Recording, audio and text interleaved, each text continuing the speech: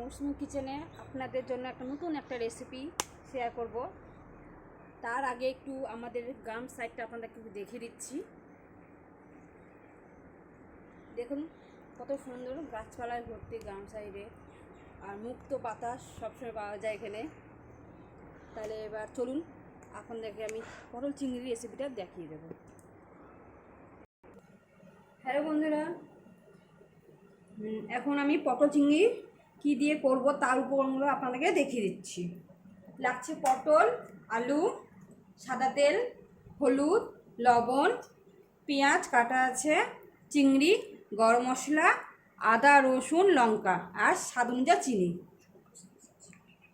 আর চিংড়িটা হচ্ছে ছোটো সাইজের চিংড়ি। এই যে দেখুন, এই চিংড়ি দিয়ে পটল চিংড়ি খেতে খুব ভালো লাগে। তাহলে এবার চলুন আমি মশলাটা শিল পাটাতে বেটে নিই। এখন শিল পাটাতে লঙ্কা, আদা, রসুন, জিরে পেস্ট করে নেব। এই শিল পাটাতে মশলা বেটে যদি রান্না করা যায় খেতে সুস্বাদু লাগে খাবার। মশলাটা বাটা হয়ে গেছে, এবার আমি তুলে নেব।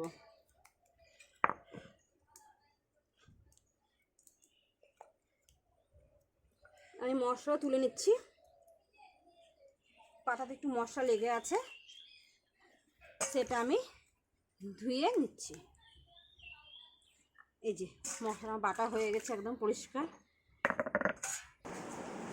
গ্যাসটা জ্বালিয়ে নিচ্ছি। গ্যাসটা জ্বালিয়ে নিচ্ছি। কড়াইটা গরম করতে দিয়েছি। এখন কড়াইটা গরম হলে আমি সাদা তেল দিয়ে দেবো কড়াইয়ে।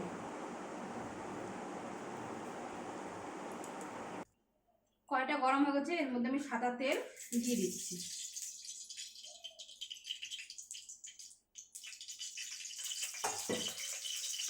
এই চিংড়ি মাছটা যে আছে এর মধ্যে একটু লবণ আর হলুদ দেবো।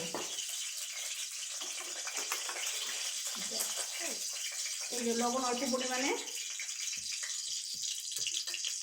হলুদ অল্প পরিমাণে দিয়ে চিংড়ি মাছটা এখন তেলে আমি দিয়ে দেবো।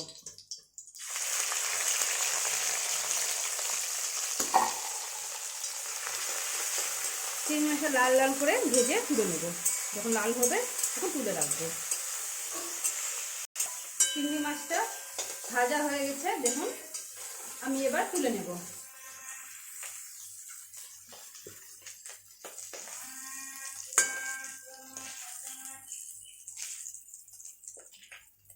মাথা তোলা হয়ে গেছে, এরপরে আমি তেল গরম করতে দেব। আর অল্প তেল কড়াই আমি দিয়ে দিচ্ছি পটল ভাজার জন্য।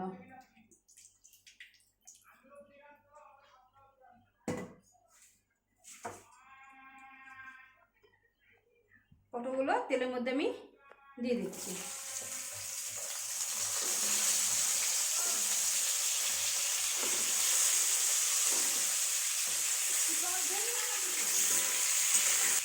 পটলগুলো কড়াইতে দিয়ে দিয়েছি। এই পটল লাল লাল করে ভেজে নিতে হবে। এখন 3 মিনিটের মতন ভাজা হোক পটল।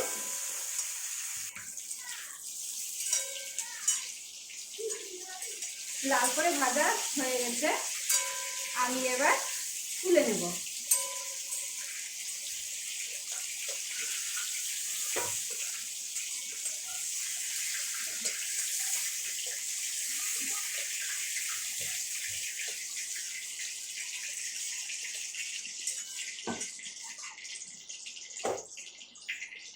এই যে লাল করে ভাজা হয়ে গেছে, এটা তুলে নিয়েছি পটল।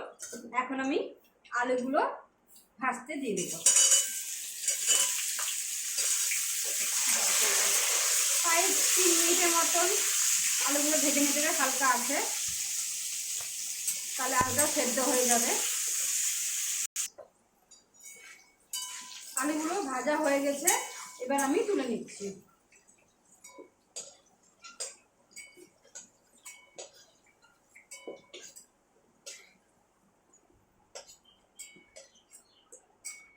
এই যে আলুগুলো ভাজা হয়ে গেছে, রেখে দিচ্ছি। এবার ফোড়নের জন্য 5 ফোড়ন আর তেজপাতা তেলে আমি দিয়ে দিচ্ছি।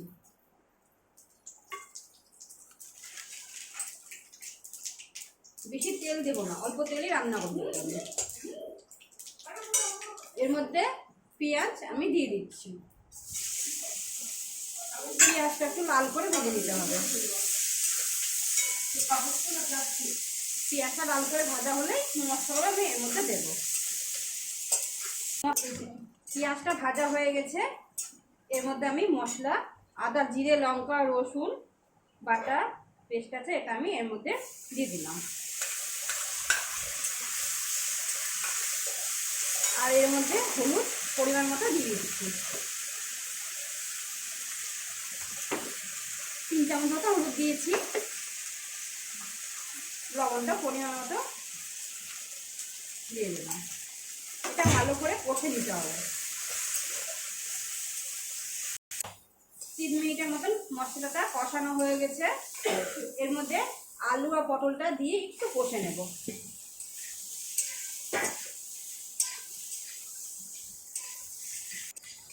আমার পটল আলু মশলার মধ্যে কষানো হয়ে গেছে।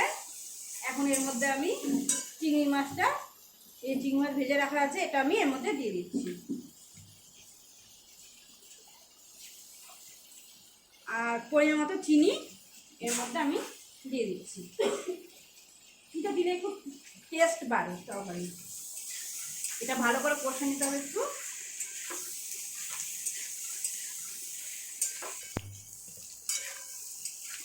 মশলার মধ্যে আলু পটল চিংড়ি সব কষানো হয়ে গেছে। এর মধ্যে আমি জল পরিমাণ মতো দিয়ে দেবো। আপনারা একটু রস খেলে সেরকম না হবেন, আমি একটু মাখাই করবো। দেখুন কত চিনি কাটা কত সুন্দর এসছে। পুরো কাঁচা লঙ্কা তরকারি আমার, কোনো শুকনো লঙ্কা গুঁড়ো কিচ্ছু দিই না আমি এবার এটা ঢেকে দেবো। প্রায় 5 মিনিটের মতন আমি ঢেকে রাখবো। ফুটলে মাখা হলে আমি নামিয়ে দেবো।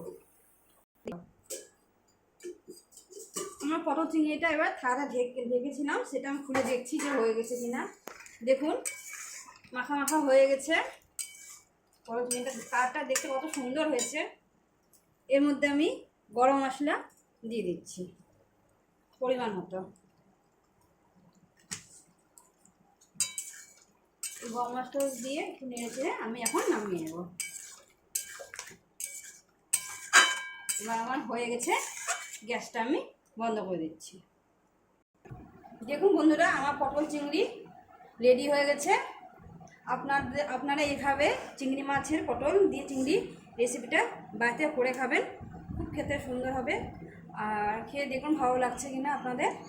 আমাকে ভালো লাগলে আমাকে শেয়ার কমেন্ট অবশ্যই করবেন।